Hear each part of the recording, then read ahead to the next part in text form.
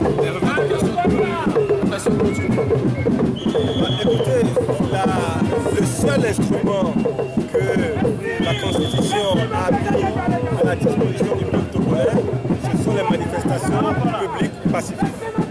Et c'est un total respect de la Constitution que le peuple togolais a décidé, en âme et conscience, de considérer que le moment est venu de mettre en œuvre cet instrument que la Constitution a mis à sa disposition, c'est-à-dire manifester publiquement, pacifiquement, de manière déterminée, sans faiblir, jusqu'à ce que l'on puisse obtenir ce que nous attendons. On a l'impression que c'est le statu quo à présent. Vous savez, vous parlez du statu quo certainement parce que vous faites référence à ce dialogue qui est annoncé. D'abord, je voudrais vous rappeler que l'opposition togolaise n'a jamais entamé une initiative d'organisation d'un dialogue. Nous étions engagés dans des manifestations. C'est le régime qui, sentant la pression monter, s'est déplacé vers des chefs d'État de la sous-région pour demander que l'on organise un dialogue. Et c'est vrai que la coalition a répondu favorablement à ce dialogue.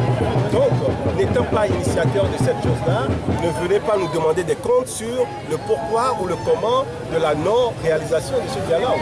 Nous nous sommes engagés dans notre détermination avec le peuple togolais à manifester de façon à accroître la pression. Et d'ailleurs, je pense que le moment est venu d'accentuer cette pression-là sur ce régime. Parce que tout ce qui a été fait jusqu'à présent, bien que cela porte des fruits, le régime donne l'impression que nous pouvons toujours manifester et il ne se préoccupe pas de ce qui concerne les Togolais.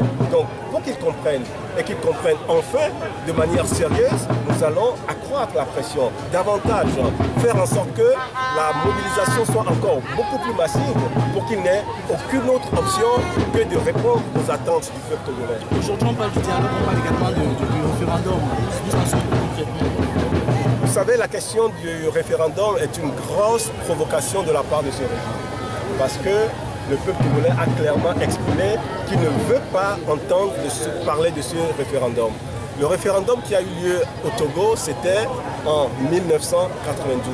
Après, la constitution qui est issue de ce référendum a fait l'objet de toutes les malversations. Eh bien, le peuple togolais ne veut plus aller à un référendum si la constitution de 92 n'est pas remise entre ses mains. À part le référendum, les locales sont aussi annoncées. Est-ce que vous allez prendre part à cette élection? Alors ça, c'est une grande question. Parce que le régime pense que, en annonçant les élections locales, que ce régime justement a refusé d'organiser depuis plus de 30 ans, et ce régime pense qu'en annonçant les élections locales, cela sera l'occasion pour l'opposition, pour la coalition d'être divisée. Eh bien, messieurs, sachez que, et mesdames, sachez que nous ne sommes pas divisés sur cette question-là.